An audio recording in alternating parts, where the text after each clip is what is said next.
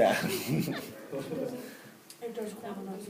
It happens. I think we were here, if I remember correctly, in this class. Yay, nay, maybe so? The last thing I have in my notes is we are going to lead this generation into a new frontier. Aha, yes.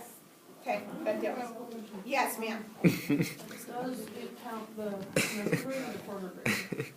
I think it's just quarter grade, Oh. but I'm not entirely positive. It might be semester grade. I'd have to go back and look at the email. Whoops. No. Hilarious. So, I'm sorry. No. Why is that so funny? I don't It's have pretty the funny. answer for that. Okay, so we left off talking about that he was going to lead America into a new frontier, and he argues in his inaugural address, or states in his inaugural address, that the torch has been passed to a new generation. So he's really trying to grab hold of this group of individuals whose parents were World War II veterans, whose grandparents were World War I veterans, and really calling upon those individuals in society to do something more than just sit back and be complacent about their position in society, and to actually seek something greater. It is that new frontier then that he calls for that will largely be characteristic of his entire domestic and international program, and that's what he uses that kind of as his slogan. So like the New Deal or the Square Deal for John F. Kennedy, it's the new frontier, okay? So kind of think of it in that kind of context there. But he asks, and in that he asks Americans to not ask, what your country can do for you, but ask what you can do for your country. Kennedy, as a president, being elected as our first Catholic president, really faces quite a bit of adversity, but as a president himself, he very much leans on his family for support. And as a family man, will largely do many things for his children that weren't necessarily the best of things for him. For example, while living in the White House, their family had numerous dogs. They had a cat, they had a couple of birds, a guinea pig, and a horse. And John F. Kennedy was allergic to animal fur and animal hair. So kind of shows kind of who he is a little bit, that he would be willing to sacrifice for that. Also, as a Catholic, when he becomes president of the United States, that's something we were talking about. We'll get to my weird drawing of a person in a box. That's a person? Yeah, it's a stick figure. No. Just go with it. The head is, never mind. Just go with it. You tried it. I'm not an art teacher. I've never claimed to be an art teacher. But he, as a Catholic individual, he often would try to go to confession, but he really struggled as a president to be able to go to confession because of the fact that he couldn't talk to any priest without them figuring out who he was, because they would recognize his voice. And if you're Catholic, that kind of defeats the purpose of confession, because you're supposed to be able to do it with anonymity and the priest to not know who they're talking to, right? Which kind of defeats the purpose for Kennedy, and he struggled with that. So he largely turned to his dad for guidance instead, and actually called his dad every single day that he was in the White House. He would make a phone call home to his dad to talk to him about his struggles and what was going on. In his domestic program, in his new frontier, Kennedy largely struggled to get most of his domestic programs through, largely because there was a great deal of pushback from the Republican-dominated Congress, as well as the Southern Democrats within Congress. So that he struggled within and to be able to push that. But the Kennedy mystique, or kind of this aura that surrounds Kennedy, is very much admired by the American public. And he recognizes that, but he also recognizes that fact that because he's 43 years old and he's a very young president into that position of office, he would really need to have a high-quality support system with him in order for people to actually look at him and take him with any kind of seriousness or clout. So he really tried to put in kind of the best and the brightest into his cabinet, which included for him putting his brother Robert in as an attorney general, who in and of his own right has been a successful politician politician as well as a successful lawyer, and has seen quite a bit of success within that realm. But in his inaugural address, he calls for that new frontier, and within that new frontier, then, he argued for the change in the American education system to put a greater emphasis on science and math. So, John F. Kennedy, I blame you for people saying that social studies is not important. Oh. That's a whole other thing. But anyways, so he calls, and the reason for that is largely because of the fact that once Sputnik is launched, there's a great fear by Americans that we are falling behind, and that is because of our lack of science and math, or focus in math and science education within our school systems. I don't think that that was the case, and I don't think our focus in math and science allowed us to put a man on the moon. I just think funding changed that, personally, and I also think that it's really important to have social studies education, because otherwise, how do you know what's going to happen when you apply that math and science if you don't understand how it actually works with people? True. Very Right? true. Just saying. Anyways, he also tries to pass through health care reform, trying to get more doctors, especially into the rural areas of America. He will also push through urban renewal programs, as well as, of course, the civil rights legislation that occurs during his administration, the backing of the Freedom Riders, and the use of the federal government and the federal military in order to enforce that civil rights education. Through that, then, we will see that Medicare is developed and expanded for the elderly. We'll also see an increased minimum wage in Kennedy's administration to $1.25 an hour from the $1 an hour of Eisenhower. In the 1961, he will pass the Area Redevelopment Act, which gave $4 million to areas that were deemed distressed by the federal government. This could be an urban area or a rural area, and included many areas of rural Appalachia where poverty rates are amongst the highest of white population within the United States. It also directly gave federal aid to American Indian reservations in order to try to establish more schools on those reservations as well. Did you hear someone knock too? No, I didn't. I just saw you look around, so I was I heard confused. it. I thought I might need it to stop. In 1961, oh, somebody did knock. I knew it. Go open it. Hi. Yeah, it was so quiet. We were like stopped and listened to did somebody knock, or was it a? We just For had those of you I watching the just video knocked. later, it was Favor. Favor was the one who knocked. Okay. So the other thing they passes in 1961 is the Housing Act, and the Housing Act directly targets a rebuilding of housing in urban environments in order to try to deal with the de facto segregation that existed within those urban areas of New York, Chicago, and Los Angeles. Within that, then, there will be over $5 billion that is spent over the 4 years of his first term in office to kind of develop those urban areas, as well to grow mass transportation within those areas as well. He also tries to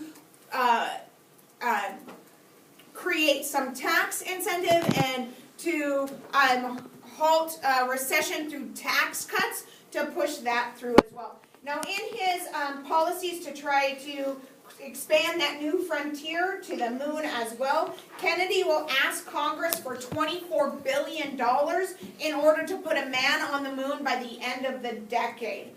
The United States is successful in launching our first individual into space with John Glenn with the Friendship 7 spacecraft.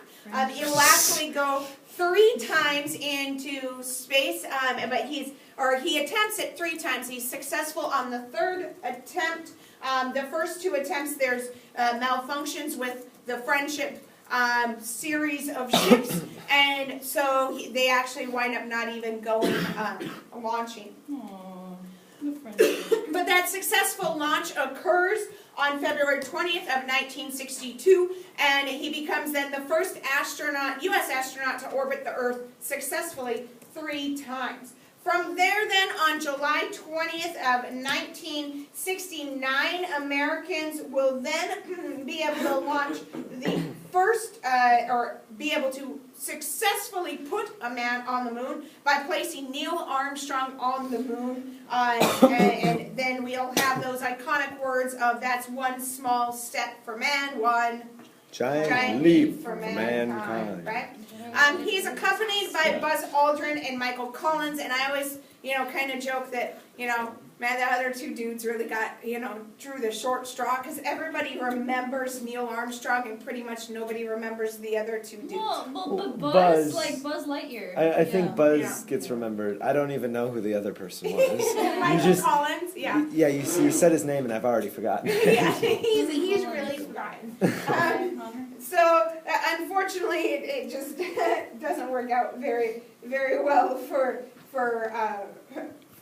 poor Michael Collins, but such is life. Now Kennedy, unlike Eisenhower, and Eisenhower, remember, argues for this massive retaliation that we would use nuclear weapons as a deterrent to prevent war from occurring. Kennedy, on the other hand, will take it from a different standpoint, and he argues that rather than just using our nuclear weaponry, that we should instead have a more flexible response. Because based on whatever is going on, might determine that, we can't just threaten using our nuclear weapons because of the possibility of other countries also having nuclear weapons. And because of that nuclear weapons and the arms race that existed, it would just lead to basically mutually assured destruction. And so they might not take our threat or our threat to use nuclear weapons very seriously.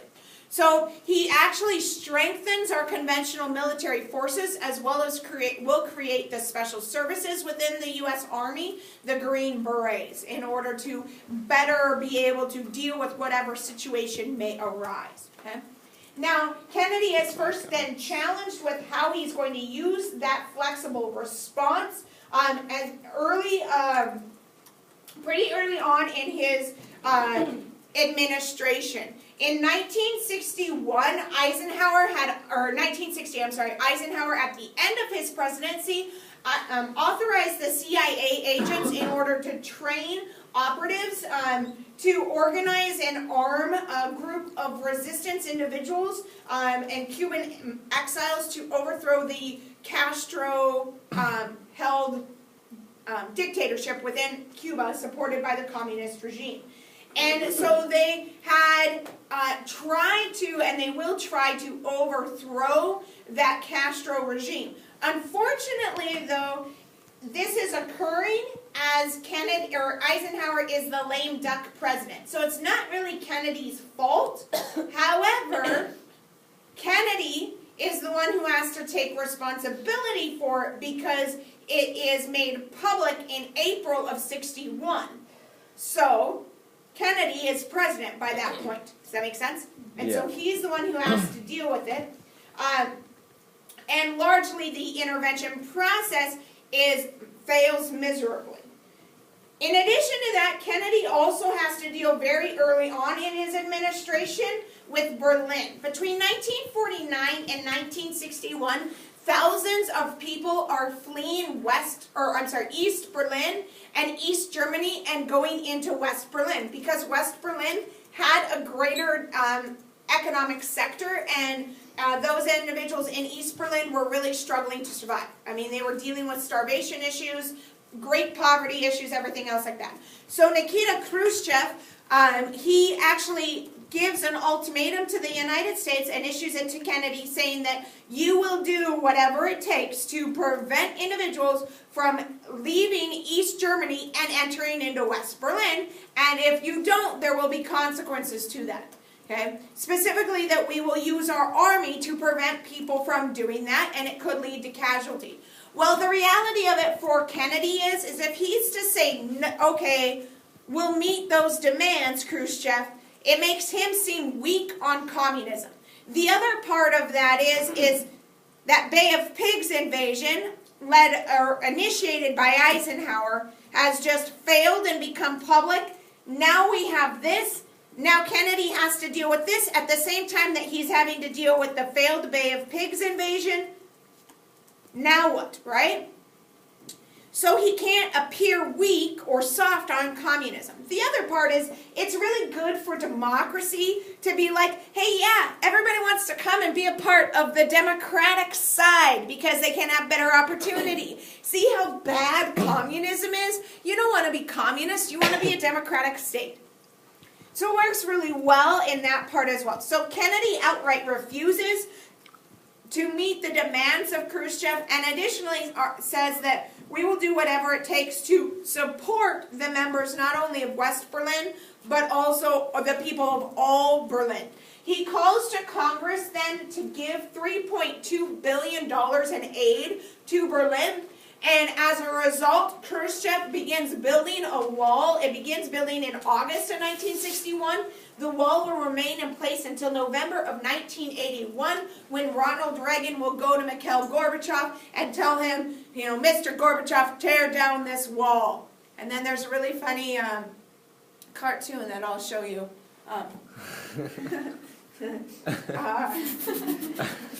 It's funny. I'll show you later. I'll show you when we get there. We're not there yet. Okay. But it's pretty funny.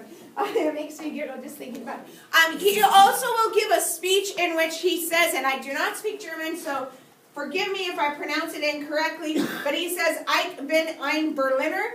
And basically what he's trying to say is that I am one of you. I'm a Berliner. I'm siding with you. I understand. He's trying to, like, you know, try to connect with the people of Berlin, but unfortunately, he doesn't really understand German very well, or somebody else didn't understand German very well either when they're telling him, hey, this is what you should say, and he actually roughly says something around the regards of, I am a jelly donut. A Berliner is a type of food. Yeah, it's a type of food, but the intent is he's trying to say that I am one of you and I will stand to support you and democracy will stand to support you. Unfortunately for him, it comes across as I am basically a jelly donut. Which is fun. Berlin then becomes divided, and as early as August of 1961, we will see them beginning building that wall. Families find themselves separated on either side of the wall, and in some cases they were lucky just to be able to have visual view of each other. But the wall itself will go 100 miles, and it completely surrounds West Berlin, cutting it off from Eastern Germany as a whole. The guards then that were stationed at the wall were given orders to shoot to kill anybody that would try to escape. Now the reality of this is that many people try to escape, and in fact over the course of the time of the wall being in existence, 2.7 million people, at least, that's what we know of, 2.7 million people tried to escape by climbing, vaulting themselves all over the wall, tunneling, crashing through checkpoints. There are one instance where they took a plane and they disguised the plane by putting the Russian Red Star underneath the wings so they thought it was a Soviet plane, and then they flew the plane over the top of the border, and then the East Berliners, the East Germans, actually parachuted into West Berlin. They eventually figured it out, but it was too late by the time the people had already landed and everything else like that. So, but they were already there. In addition to that, there were other methods that they would use. They would take cars and they would actually remove the gas tank from the car. They would reconfigure the gas tank then so only a small portion of it actually contained gas. And then they would create a false, compartment in the rest of the gas tank, and a person then could lay inside the remaining section of the gas tank and hide in there to then be able to cross across the line and go from the checkpoint from one side to the other. This, I know it's a very crude drawing, but go with it. They would also take suitcases and place them in the back of a car, but they would actually take out the center section of two separate suitcases. So it would look like two suitcases unless you were to open it up, but it was actually then connected into one, and a person could, more in the fetal position than in this lovely stretched out position, they could actually fit inside those two suitcases and hide there as well.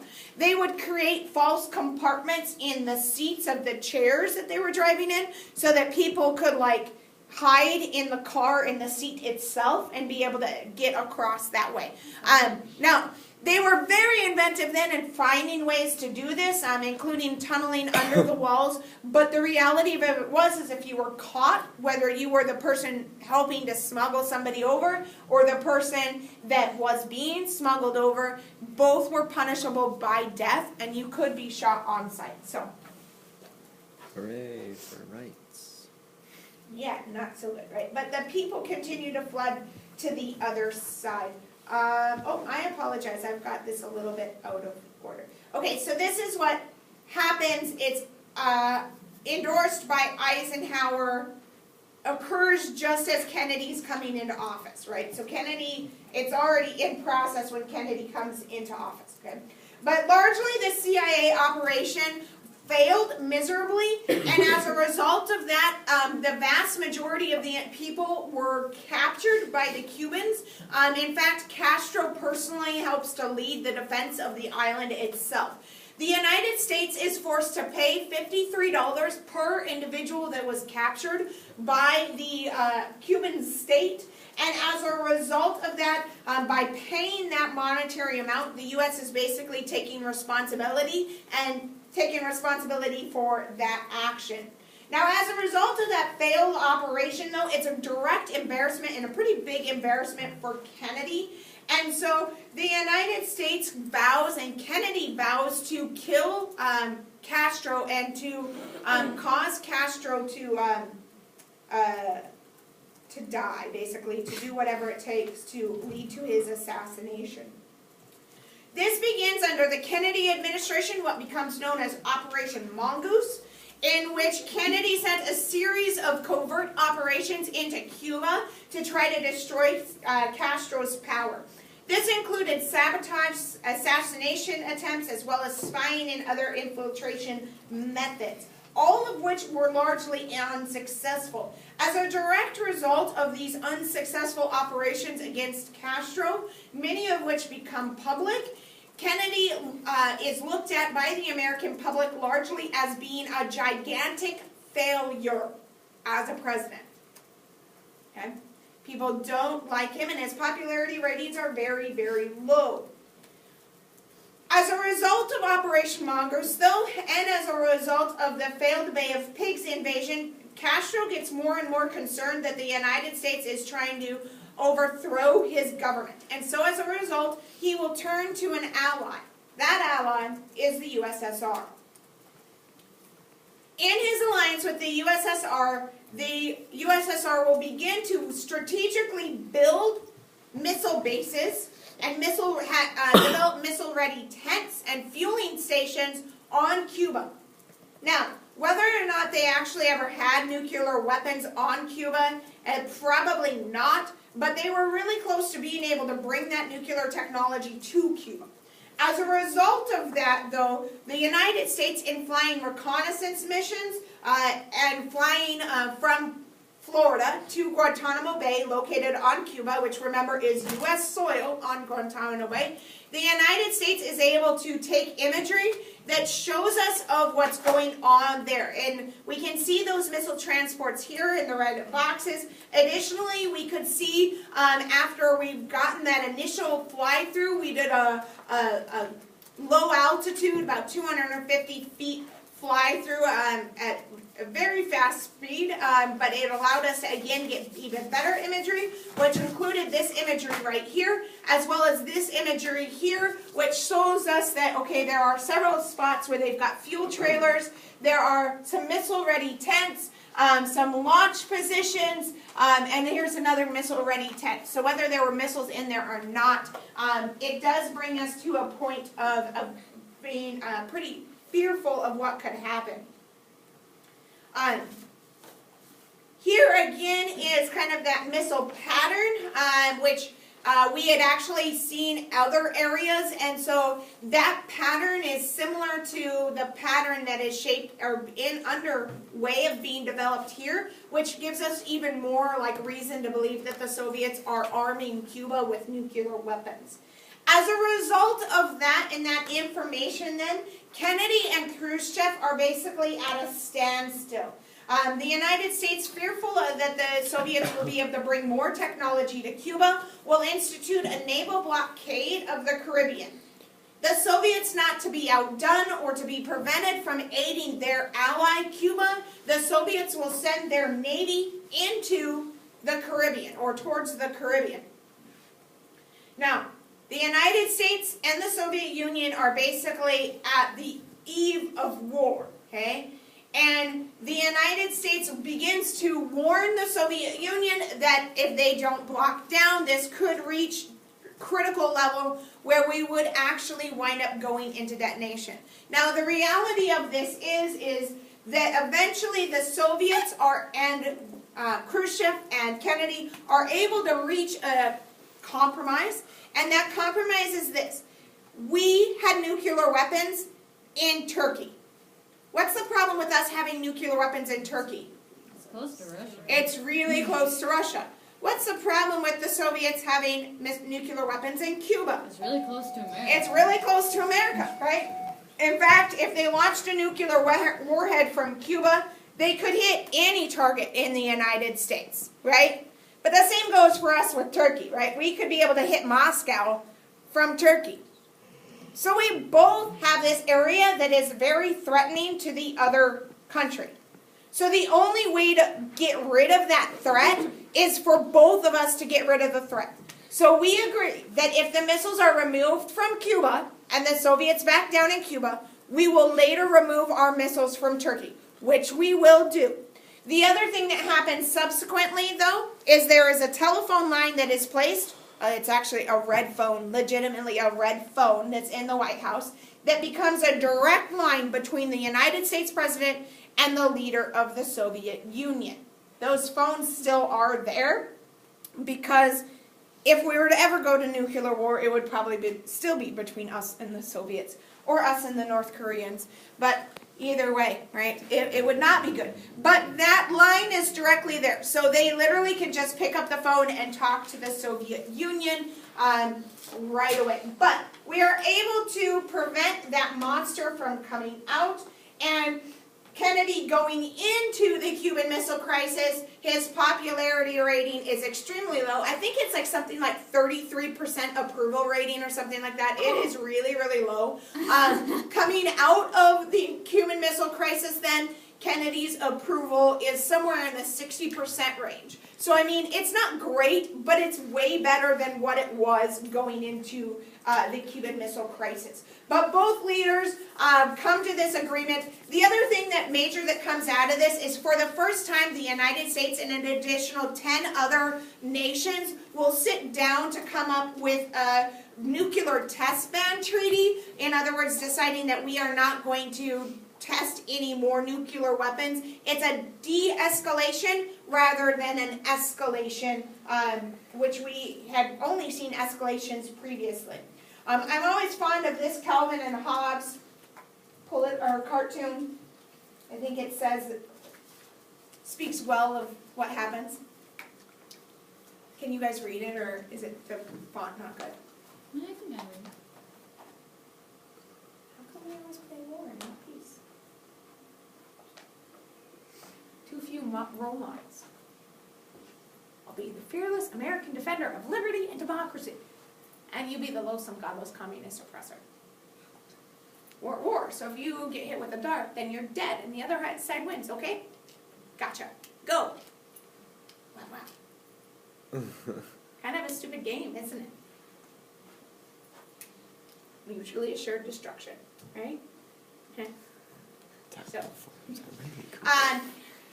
another work that comes out at the same time, which gives you the same kind of concept that I think the vast majority of you read in Johansson's class, is the Butter Battle book. If you had Johansson for Western Civ, you might have read it over at South as well. Was Zozel your teacher for that, or? Well, I just read it back in the day. Back in the day. Okay. All right, yeah. But the Butter Battle Back book when is the this same first kind of a released. concept. Kennedy now is looking at the 1964 presidential election, and coming out of the Cuban Missile Crisis, Kennedy is riding a little bit of a political wave, a political high, and so he needs to capitalize on that and begin campaigning for that presidential election and for re-election. As a result, on November 22nd, Kennedy goes to Dallas, Texas to campaign in Texas. Once he arrives in Texas, Kennedy is actually going on a motorcade and for a parade, kind of to recognize Kennedy being there, but he's in a Ford Lincoln convertible that has been modified for the purposes of the president riding in it. Riding in the vehicle itself, you have Kennedy, Jackie, and then we also had Senator Connally, who's the seats have been modified slightly, so Senator Connally is actually sitting just inward of the door in comparison to Kennedy, and then you have the driver. Surrounding them, of course, you have members of the Secret Service, but nobody in the vehicle or directly on the vehicle was a member of the Secret Service, with the exception of the driver. Okay? Kennedy goes into Dealey Plaza. I'll come back to this slide, but I want to show you here. Here, I'll put that back on. But he goes in through Dealey Plaza, okay, through this way. So, and this is the Texas Books Depository Building. And located on the 3rd floor of this window right here is a lone gunman, a man by the name of Lee Harvey Oswald. Lee Harvey Oswald is a defector of the United States. He had lived in the United States, defected to the Soviet Union. He was an avowed communist. He is actually, because he's too radical even for the communists and gets in trouble while he's in Russia. I think actually he winds up going to jail while he's there and spends some time in jail. They actually kick him back to the United States. So he's a very disgruntled man, and arguably he's also somebody who is not quite all there, right? And is dealing with some issues on his own. But the Kennedy, and this is not the Kennedy procession, but the Kennedy's procession will come around this curve.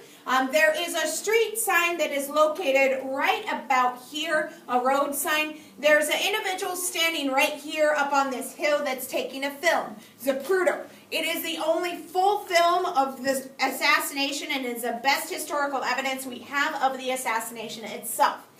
But as he comes around the corner, there are 3 shots that are fired. The first shot misses the motorcade entirely. But both Kennedy and Senator Connally hear the shot and adjust their position slightly in accordance with hearing the shot. The members of the Secret Service, upon hearing that shot, they do begin moving forward closer to the motorcade, and the motorcade's speed actually increases. However, they don't know where entirely the shot is coming from. The second shot rings out quickly shortly thereafter. That shot will pass through Kennedy's shoulder region here, kind of like his neck shoulder area. It will pass through there, go through his forearm, which he has brought up to protect himself after hearing that first shot. It goes through his forearm, goes through Senator Connally's back, shoulder area here, and comes out of Senator Connally's shoulder and then winds up lodging in Senator Connally's thigh. It's called the magic bullet because it is a single bullet that goes through both men. However, it is a high-powered rifle, so the reality or the possibility of that high-powered rifle, that bullet being able to go through both men entirely is not out of the question, especially if it doesn't hit bone. If it hits bone, then it's out of the question, right? But it doesn't hit any bone, and so it's able to go through both men relatively easily. But how did it end up in his thigh? That's the real question. It's the trajectory of the bullet. The trajectory? Yeah. Just wait. I've got it in film. I'll show you here quick. And so the next shot then, the third shot is the shot that will enter Kennedy's behind his ear and will exit out the front of his skull. And that, of course, is the shot that kills Kennedy. Kennedy is taken to Parkland Memorial Hospital, where he is pronounced dead at 1 p.m. See if I can get it to come through here. I might have to go back one.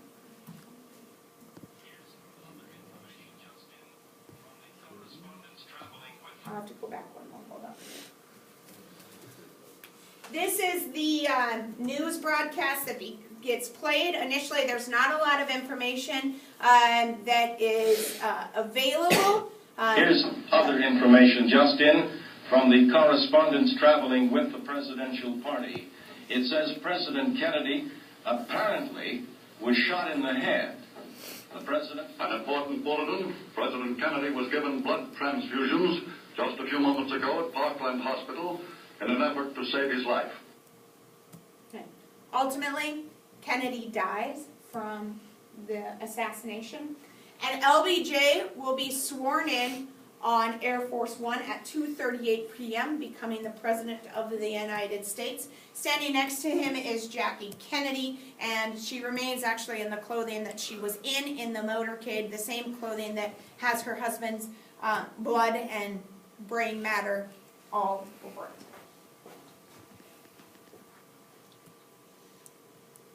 The man that assassinates Kennedy, Lee Harvey Oswald, is assassinated 2 days later by a nightclub owner by the name of Jack Ruby.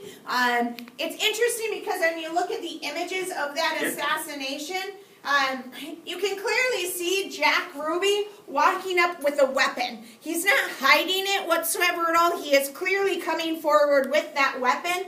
And in fact, even though there are numerous police officers standing around, it appears as though not a single one of them does anything to prevent Jack Ruby from coming forward with a rifle, which leads a lot of conspiracy theorists down the path of it was a giant conspiracy by the government, which is why nobody stepped in to prevent Ruby from actually shooting Oswald.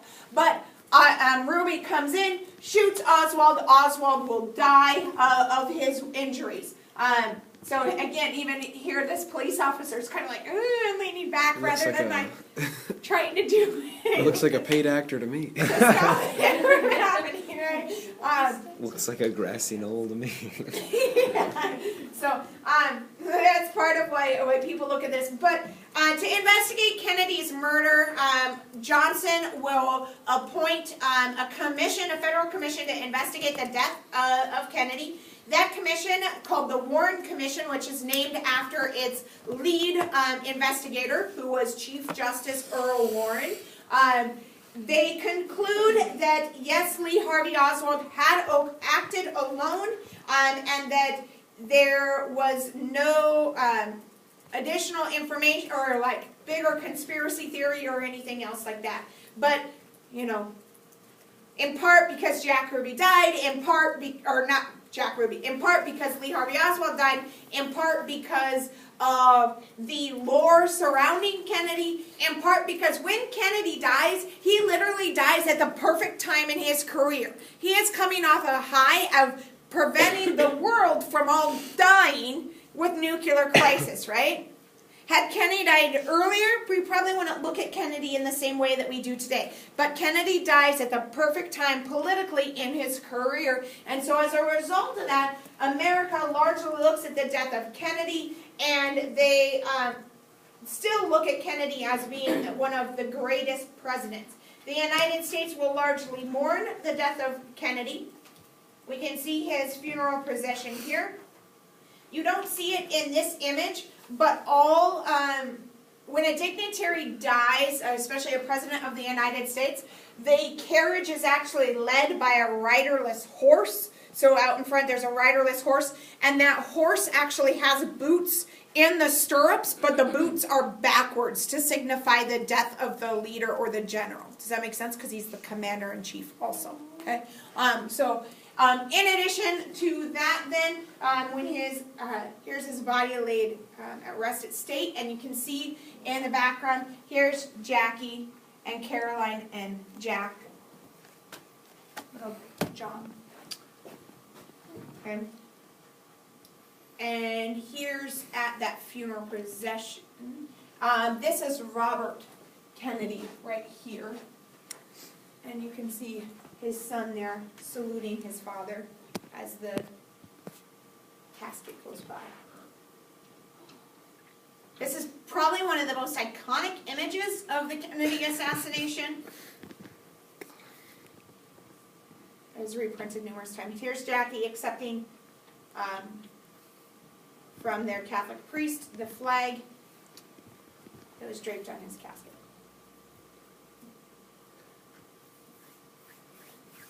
If you come with me to Washington DC, we'll get to go here. I saw that. Yeah? You've seen this? I've seen Pretty it. cool. Yes, sir. Yeah. So we'll go see this.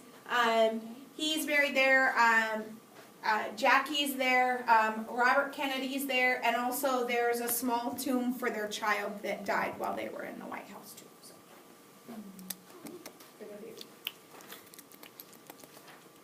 Did Jackie get to like stay in the White House a little longer? Did they like? Well, I mean, All for right, a little Jackie, bit, bye. yes, but I mean, it's not like they were like, get out, you Yeah. know, or Lady Bird Johnson was like, it's my turn now, and kicked them out or anything. Obviously, they allowed them to be there and groove, but she didn't stay long. Yeah. She moved back to be with family, and to be with her family. Where's the slide on Babushka Lady? Mysterious. Yeah, where's the old lady. babushka lady? The Cuban crouched behind a stock what's it called? Stock fence. It's like a fence.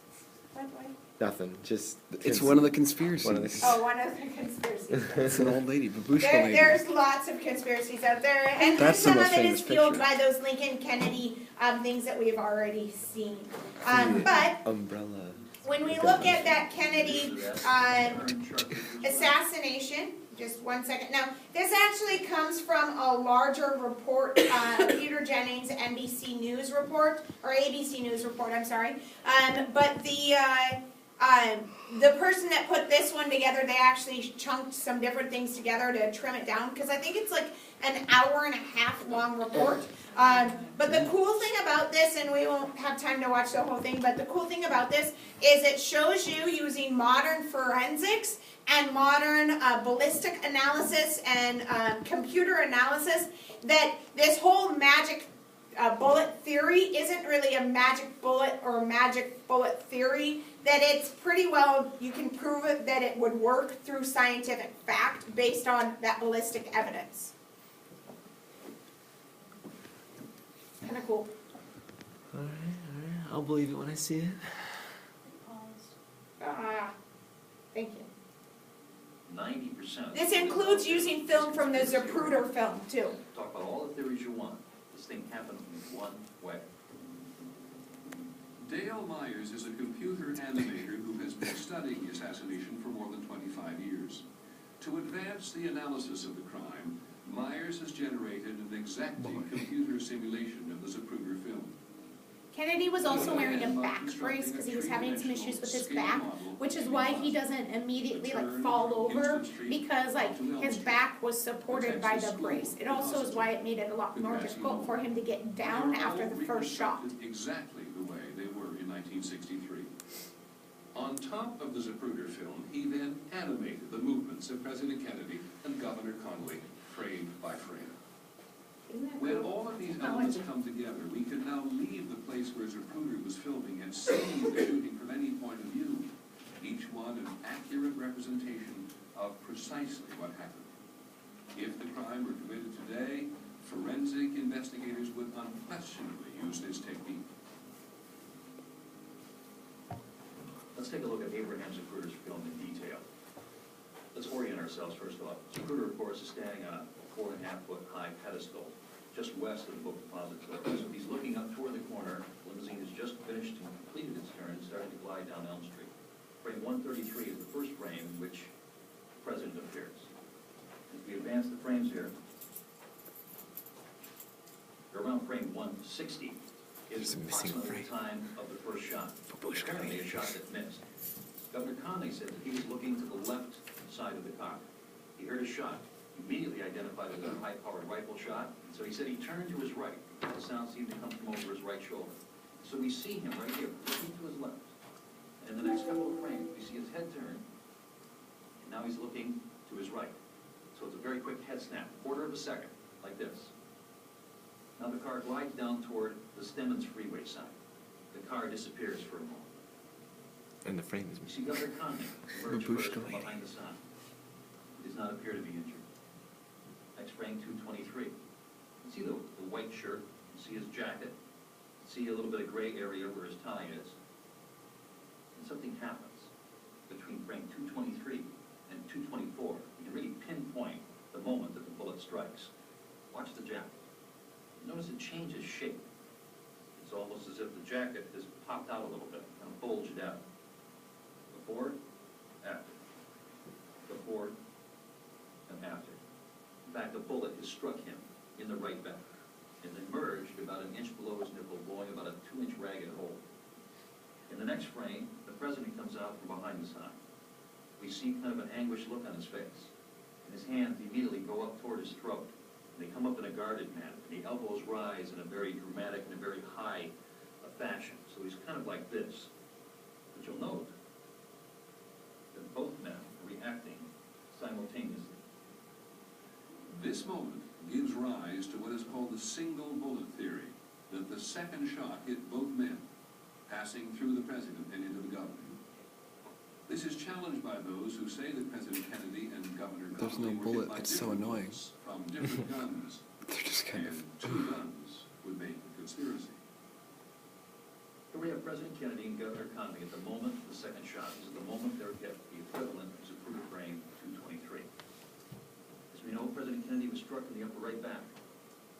He had another bullet wound in his throat. It was believed to have passed through his throat, moving back to front. Governor Connally, struck in the right back, just near the armpit. That bullet emerged, his right chest, about 1 inch below the nipple line.